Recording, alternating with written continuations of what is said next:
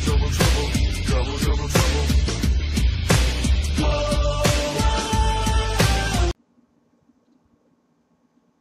What's going on, everybody? Bill Mack here with another edition of Pro Wrestling Unleashed. Glad you could join me, folks, for another video here as I give you the results from GFW Impact. This is for August the 31st, 2017.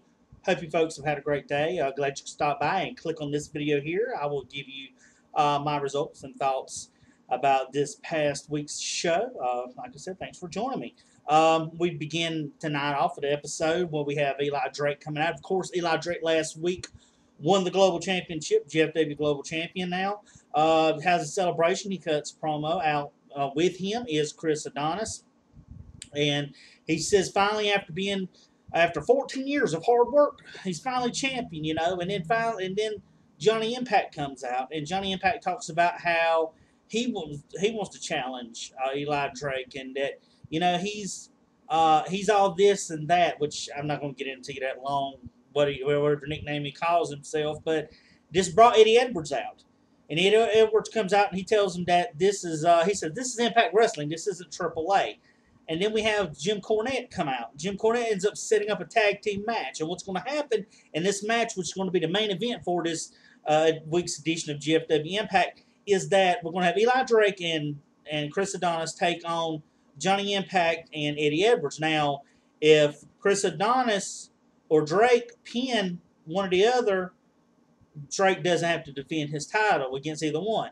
But if one or the other, Eddie Edwards or Johnny Impact, pins Adonis or Drake, whoever pins gets that title shot. So this is giving us a good main event to look forward to, and what's going to happen later on in the rest of the night. So we come to the backstage area. We have Allie, and she's talking to Tara and Terrell and asking her, what kind of problem do you have with Gail Kim? Coming back last week because she lost her championship title match. And she says, I have a message I want you to deliver to Gail Kim. And then she ends up attacking her. And while Allie is out, she says, I want you to deliver that message to Gail for me. So we see a new tag team. Like I said, they've been out for a couple weeks now, OVE. And pretty impressive, even though it's a squash matchup in this match. Even though they do take on Mario Baccara and Baccara and Falaba, which, isn't always an easy task. But we see this new tag team, OVE, which is Ohio versus Everything. They're starting to climb up the tag team charts here. They're going to be a true contender for those tag team titles. If LAX isn't careful and just overlooks them, they're going to be a force to reckon with sooner or later. But they end up hitting their move. I still haven't gotten their move name of it yet. I tried to find out, but hopefully if I get it, I'll definitely make sure I get these finishers in. Petey Williams comes back. Petey Williams, this is the first time he has had a title fight in 8 years in Impact, folks. He's been away for 8 years. And it's great to see him back. He still looked good last night. He still was athletic, in this matchup he had against Caleb Konley. That's who he faced with Trevor Lee in his corner. Remember, Caleb Konley interfered in that matchup last week, and Petey come out and helped Sanjay Dutt. Well, we see this matchup as we see Caleb Konley start out pretty quickly on Petey Williams, but Petey being Petey Williams, of course, showing his athleticism, a lot of moves and stuff that he was doing on Caleb Konley. Anyway, we see Trevor Lee, which holds true to what Trevor Lee does. He pretty much tries to distract and interfere in the matchup. But then Petey goes out. Petey does this. He runs up against the ropes and does this springboard Hurricane Rana over the top ropes onto Trevor Lee, takes him out. Then he goes in and does a springboard code breaker, followed by, of course, the Canadian Destroyer. Oh, I love this move. It's one of the greatest moves I've ever seen. I love the Canadian Destroyer, which it involves both guys, because while Petey's athletic, you got to have that person that's willing to be as athletic, because they've got to get you over and downward where to make sure they land properly. But awesome move. I remember the first time I seen it whenever the Impact came to a local town I went to watch one of our house shows. And I seen him do this. This is when he was with Papa Pump, and he did the whole Papa Pump, little Papa Pump thing with Petey, little Papa Petey, I guess you could say. But awesome move. I love Canadian Story. Was my favorite moves of all time. So he ends up hitting that and gets the win. So I thought this was pretty good. Well, Trevor Lee comes in, and then Sanjay and starts trying to jump on Petey. Then we see Sanjay Dutt come out, and he basically helps clear the ring and make sure that that he's out. Up next, we got a matchup. An official is telling Richard Justice, the standby wrestler, that his time to shine is next. So we come up to the matchup, and I'm just as anxious to see what he's doing because he's doing his squats or whatever. And all of a sudden, Congo Kong's music comes out. Now, we all know Congo Kong. If we watch what's been happening the last few weeks, he is none too happy right now as Congo Kong has been upset over the actions between Ali and Grado, and he's just not happy, and he didn't look happy in this. So basically, this was a squash match. It was a quick match yet again, and we see that Congo Kong ends up hitting that cross the ring splash. I mean, that size of a man splashing on the Richard Justice, and of course he gets the 1, 2, 3. Well, he's not done. He still goes and stomps away on Richard Justice, and then Mahabali Shira comes out. Now, remember, last week when Congo Kong went to come down to interfere with Grado and LVN, Shira got in right in the middle of it. He stood right in the middle of the ramp, and Congo Kong backed out. So now we see that Congo Kong left the ring after Mahabali Shira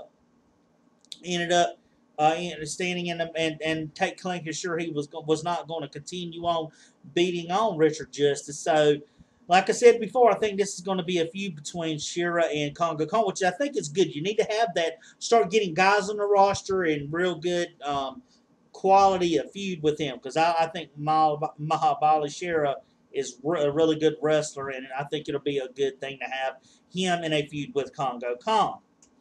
Up next, we see LAX in the clubhouse, of course. Conan is telling Lowkey, he says, look, I want you to take James Storm, and I want you to send him to the hospital.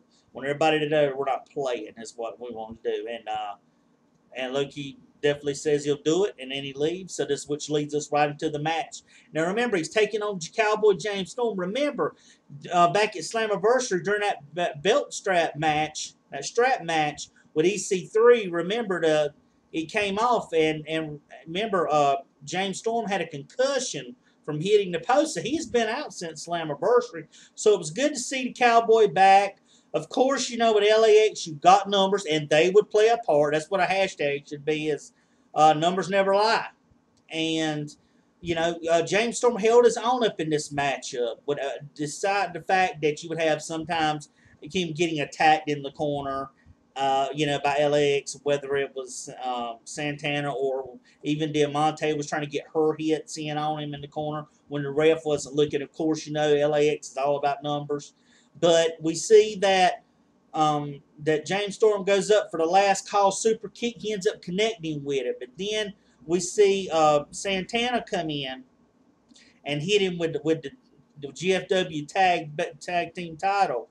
And it Lowkey ends up taking and hitting the Warriors Way on him to get the win. So there was this was a good match, folks, all the way through, even though the ending, because there was a lot of times where he hit a Warriors Way before, kicking out. We had James Storm hit the Eye of the Storm at one point. Lowkey kicked out. There was some close calls. So good match here, I thought. And it was good to see Cowboy James Storm back after being out for a while with that concussion. So glad to see him and want to see him back in the world title picture.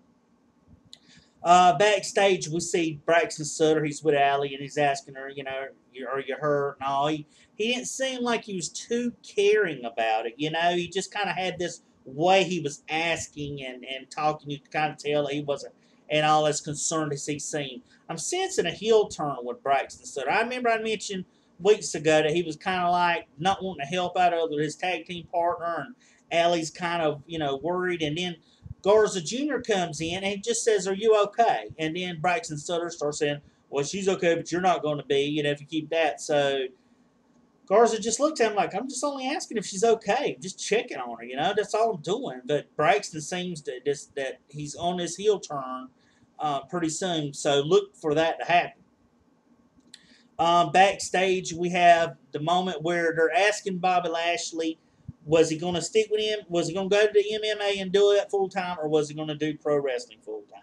So Bobby said what he's going to do is he's going to go to MMA, but he's going to come back to Impact as champion. So he says right now I want to do he says what I want to do is I'm going to do both. I can't see why I don't do both. And Dan Lambert's trying, which is the head of America's Top Team, which is Bobby's MMA team's like, you need to do this full time and focus on this. You'll be a champion in this. You'll come and be a runner-up to Matt Sydal or whoever else you go against. But in this, you can focus. So Bobby said then, he said, my decision will be whenever I decide to. So that's still up in the air. For right now, he wants to be it. But with all this commotion going on between Jeff Jarrett and GFW and America's Top Team pulling like Bobby like a tug of war, it's going to be sooner or later that he was going to give his decision to Jim Cornette. Eli Drake, we get down to it. Eli Drake and Chris Adonis taking on Johnny Impact, Eddie Edwards for the main event. I thought this was going to be a good matchup. It was pretty much back and forth. Really, the match comes down to it to where Eli Drake ends up getting the pinfall on Eddie Edwards after a low blow to Eddie Edwards, and he ends up hitting the gravy train, which is the name of his finisher, the gravy train on him, on Eddie Edwards, and because Chris Adonis and Johnny Impact rounding outside fighting. So they ended up getting the win. So Eli ends up not having to face either one. We see that America's Top Team starts coming out, Lambert, and they all surround the ring. Jim Cornette, and then Jim Cornette comes out as Dan Lambert's talking about the guys in the ring, and he tells Bobby, look, if these guys get in the ring, you better restrain them, because if they get in the ring, I'm going to suspend you. I'm going to suspend you, and I'm going to take you off of Triple Mania, which will be coming this upcoming week, which really, in the tapings, it's already happened, but that's GFW for you. But anyways, they basically come through and they keep like they're teasing they want to go in because you have all four of GFW guys in the ring and America's Top Team out. And he told Bobby, he said, you better get these guys under control. So we basically see them all there, and he finally tells Eli, said, you may not have to face Johnny Impact or Eddie Edwards, but next week you're going to defend your global championship. You're going to be taking on the man who defeated Walking Armageddon, Matt Sydal. So Matt Sydal comes out. This looks to be a matchup that we can't wait to see. So next week we got a few matches that they're going to make. We're going to see a Global Force title defense between Eli Drake, the champion, and Matt Sydal. We're going to see a tag team champion. Oh, and we did have one part, a segment in Global Force Wrestling Impact where Sienna was talking to Tara and Terrell. Karen Jarrett comes out and she says, she tells Taryn and Sienna they're both going to go in a tag team match on next week's edition to take on Allie and going to be taking on Gail Kim. So that's one match set up for next week. Also, EC3 is supposed to take in a matchup. I know Jim Cornette said during the show that he wasn't going to be able to go over to Triple Mania. He was going to defend his grand championship. So it remains to be seen on who EC3 takes on in that matchup. So I look forward to seeing that. Show looks like it's going to be pretty good next week. I hope you folks have enjoyed this. If you have on YouTube, drop a thumbs up on this and like this video. Upvote if you're on VidMe. I'm trying to get my subscribers and my followers on both channels up. So do both. I appreciate it. And if you like this video, share this video with someone else. Like I said, subscribe to my channel on YouTube. Follow me if you're on VidMe. And until next time, with Pro Wrestling Unleashed, this is Bill Mack saying, take it easy.